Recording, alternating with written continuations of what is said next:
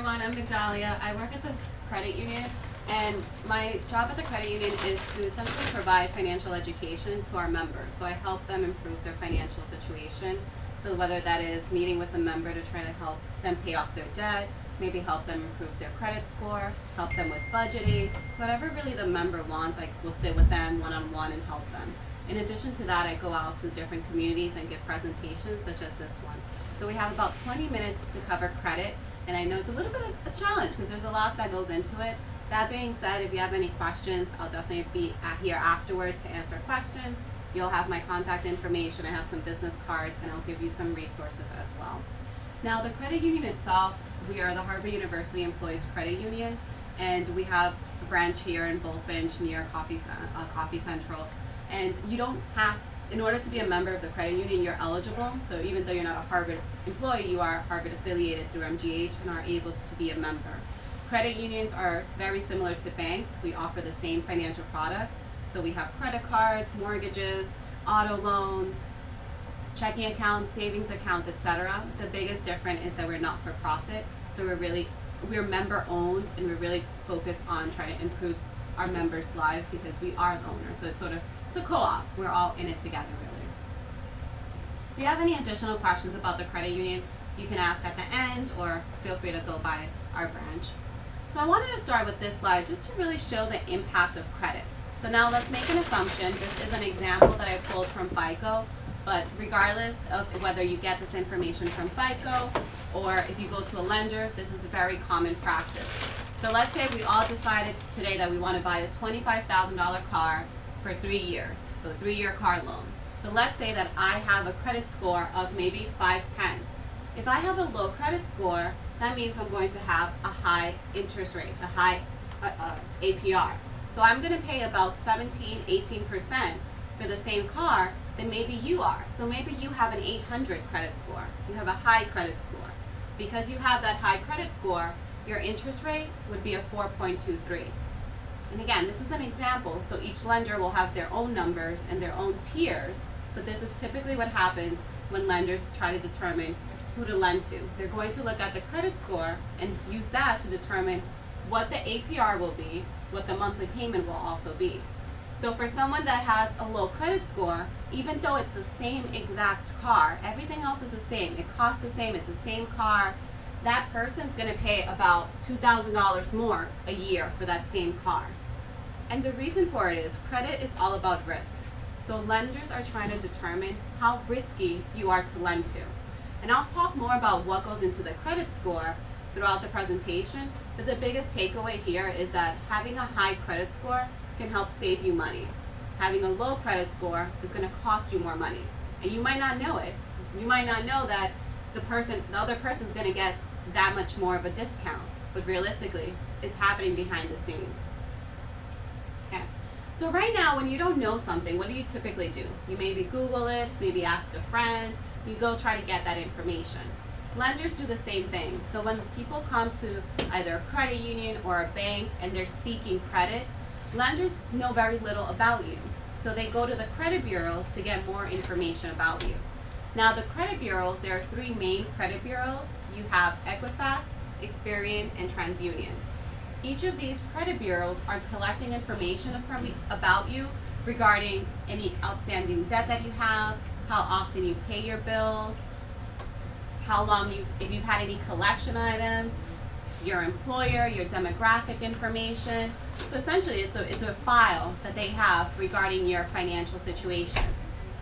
All of the different credit bureaus, they might have different information. So what I mean by that is, if you have a car, let's say I have my own bank and I'm Migdalia Bank, and you took out a loan with me, I might only report to TransUnion. I don't have to report to all 3 of the credit bureaus. As a result, it's often common for you to have different credit scores or different information on the different credit bureaus. So one credit bureau might have information about some loans and another credit bureau doesn't have that information.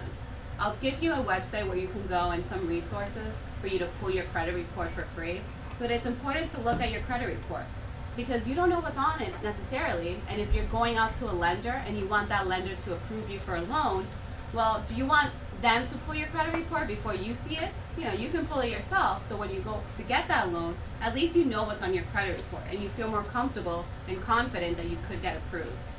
One quick tip, anytime you're denied credit, lenders will let you know, obviously, that you're denied, but they'll also let you know which credit bureau they use, and you are entitled to a free copy of your credit report anytime you're denied credit. So take advantage of that. I mean, if you want to know, why was I denied, take a look at your credit report so you know what's on there. Now, there are different types of credit scores. You probably will hear people, I'm guilty of it myself, say, what's your credit score? Realistically, there are over 28 different credit scores. There are different types of credit score models. That being said, most lenders will use the FICO score model, and that one in itself has different types of scores. But the most common one will be anywhere between 300 and 850. If you know what your credit score is and you're trying to determine, is that a good credit score, is that a bad credit score, a low credit score, most people have about a 700 to 695. So if you have anything above 700, you're going to be above average. You're probably going to qualify for lower interest rates. Anything below a 700, you're going to probably have to pay more for credit. That being said, you can bring up your credit score. So you don't have, and it also could go down. So it changes. Typically, it might take about 6 months for you, 6 months or more, depending on your credit file, for you to improve your credit score. But it might take less for you to bring down your credit score. And that makes sense. So credit is all about risk. Lenders are trying to determine how risky you are to lend to. So maybe you have, let's say you have a good high credit score, but for the past 2 months you started missing payments. Well, that's going to bring your credit score down faster because it just happened. It's more instantaneous. But if you maybe always paid late and all of a sudden you started paying on time, well, 1 month of paying on time isn't going to undo maybe 5 years of paying late. So it's going to take a little bit longer. It takes about 6 months, sometimes longer, because they want to see that you've established good pattern, good history. That being said, don't be discouraged if it takes a little bit longer to bring up your credit score. Just know, it takes a little bit longer. One quick thing before I move on, with the credit score, you can nowadays get your credit score for free depending on which bank you use, which credit union.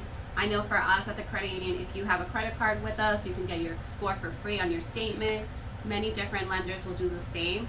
So if you do have that opportunity, sign up for it. Get that credit score. It's a very important number, and it's good for you to be aware of it, especially if you're going to get it for free. That being said, check when you do get your credit score. See which bureau they're using. Some of them might be from TransUnion, one might be Equifax, because your credit scores can be different depending on the bureau. So for example, and I'm just making up the number, but you can have maybe a 700 in Equifax, and maybe a 720 in TransUnion, and maybe a 690 on Experian. It could vary, and it's going to depend how much based off of what information is on that credit report. But do be mindful that you're not going to have necessarily a 700 across the board. It might happen, I think it'd be rare, but it usually will be different on all of the bureaus. So now, what actually goes into your credit score? So as I mentioned earlier, credit is all about risk. Lenders are trying to determine how risky you are to lend to. So let's assume, you know nothing about me, and you have $10,000. I'm magically rich and I gave you all $10,000. And you're trying to determine who to lend to, maybe me or somebody else. Now, if you know that I pay my bills on time, you can see my credit report, you see how much money I owe, and you see, Medallia always pays everything on time. How likely are you to lend to me? Probably, right? Very likely. Now, what if you see that same credit report and you see that, oh, she's paid, she paid that bill 2 months late, the other one she's 90 days past due, the other one she's on time, but she's not always on time. How likely are you to lend to me at that point? You're going to have to think about it. You might not lend to me, or you might charge me more. You might say, okay, because we don't know when you're going to pay, you're riskier. And because you're riskier, we're going to charge you a higher interest rate. So the biggest component when it comes to your credit is going to be payment history. About 35% of your credit score is based off of your payment history. And again, that makes sense. Think about family members, friends. If you've ever lent somebody money and they don't pay you back, or they take forever to pay you back, are you going to want to lend to them again? Probably not. So when we're thinking about credit, sort of put yourself in that lender position. So think, what if I had to lend money? The other amount is the other factors of 30% is the amount owed. So what I mean by that, and I'm overly simplifying it for the example, but let's say I have a $1,000 credit card and my credit limit is for $1,000. Now let's say that I owe $900 on that credit card. Do you think that's going to be good for my credit, or is that going to be bad for the credit? Probably bad, exactly. The reason for that is that I'm close to capacity. I'm close to my credit limit. I'm a higher risk of either not paying it because, why have I kept the balance so high? Might not be able to pay it. Or I might have to go and look for more credit. If something happens and I need additional funds, I might go over the limit on the credit card. I'm more of a risk when I'm closer to that credit limit. Now, on the other flip side, what if I have that $1,000 credit card line, but I only owe $300 or $200? In that situation, I have more capacity. I can take on more debt. I still have availability on my credit card. So that's going to help me have a better credit score. Now, when I'm talking about credit, sort of all the different factors, credit is personal. Money's personal. Everyone's situation is different. So for some people, if you're paying your bills and you're always late, well, if you start paying them on time, that's going to help bring up your credit score. If you're already paying on time, yes, keep paying on time, but paying more on time isn't necessarily going to make as much of an impact. But now let's take that 30%. If you have a credit card, you're paying everything on time, let's say, but you have credit cards or any other debt that's close to the balance, the original amount, or close to the limit, well, maybe if you start paying down a little bit more, that can help bring up your credit score when you bring down that balance. You'll sometimes hear the 30% rule. I like to say you don't have to keep a balance.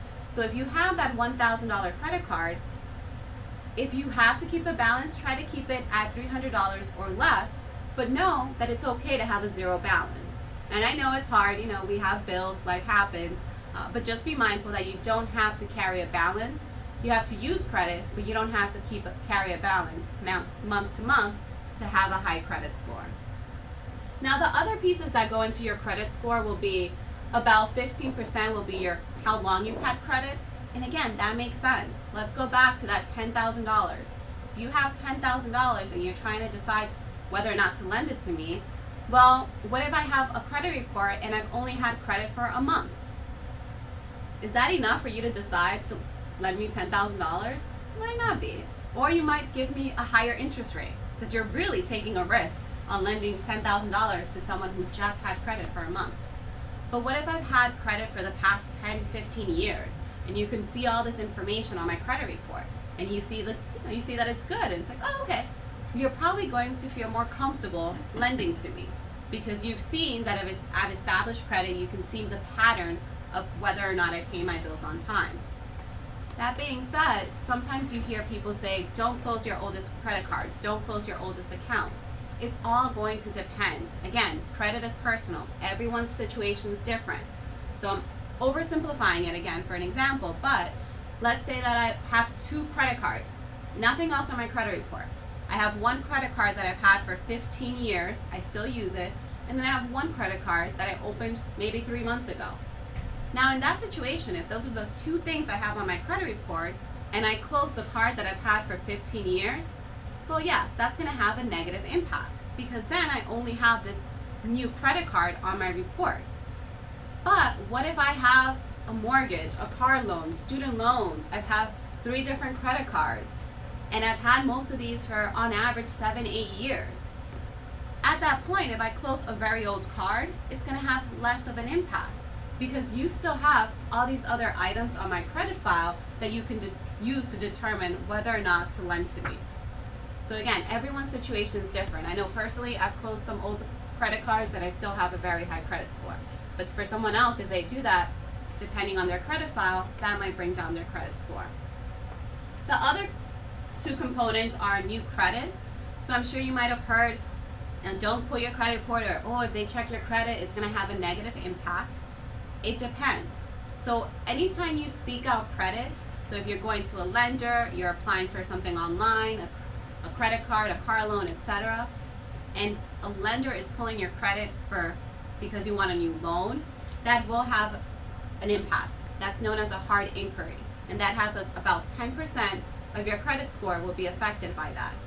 But now, if you do it for educational purposes, like if you're pulling your credit score just to get to know, just because you want to know your credit score, or if you come to meet with me at the credit union and I pull it for educational purposes, not for a loan, that's a soft inquiry, and that will not have a negative impact.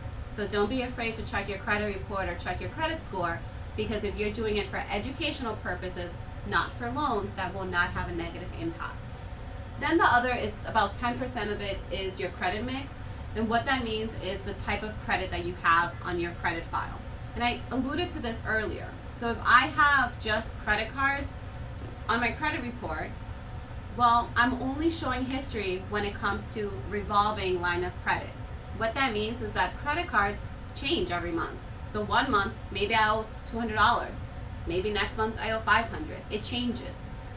Installment loans, such as cars, mortgages, student loans, those you borrow a set amount, and more or less every month you pay the same amount back. Most people do better with installments because it's easier. It's almost like paying rent or paying something, a bill that like your cell phone bill. You know the amount, it's easier to budget for. The credit cards we know is a little bit harder because it depends on the month that we've had. So if you're trying to improve your credit and maybe you only have a car loan, maybe getting a credit card can help you, because then you have both on your credit mix. But again, it's all personal. It's going to depend on your situation. So just some very quick credit tips, and then I'll open it up for some questions. Well, I know I talked about credit, but also know your rates. Many times there are ways that you can save, and you can save on your budget just by refinancing. So depending on what your car rate is, if you have any credit cards, any loans out there, just find out, one, what are your rates and what's your credit score.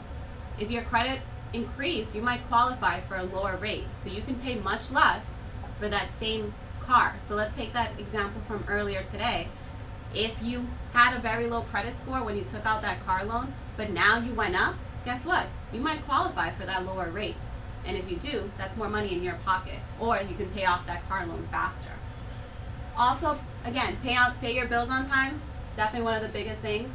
And be mindful that if you co-sign any debt for anyone, that's now on your credit report. That's going to affect your credit mix, your credit utilization. It's affecting your credit score. And the other piece is check your credit report. You can get your credit report for free on this website. This is the one that the government requires lenders utilize. You can also, I have some cards there for Green Path. We work with them, and I'll talk more about them shortly. But you can get each of your credit reports for free through annualcreditreport.com. Recommendations: if you are going to pull your credit report, do it on a secure website, a secure internet connection, and just in general, anytime you do any sort of financial transactions, make sure it's password protected, that it's not open network, because people could get to your information. And you can pull, again, one of each of the credit bureau's reports for free once a year. And we have some resources on our website. I also brought cards for Green Path. We partner with Green Path Financial Wellness. What they do is, if you wanted to, they can pull your credit report for free. Even if you're not a member of the credit union, through us, through the partnership that we have here, you are able to do this. They can pull your credit report. They can walk you through it. If you have any collection items, they're certified credit counselors. It's a free service. I brought their business cards. And they can also help with budgeting. So if you have any questions about budgeting, that's also a free service. They have some other services that you would have to pay for. But again, the credit pull and the budgeting, those are for free. So I encourage you to take advantage of those free ones. Now, I know that was a lot of information in a short time, but I will be here. I'm here now if you have any questions, or I can stay for as long as the room's available and Dulce has me to answer any questions that you might have.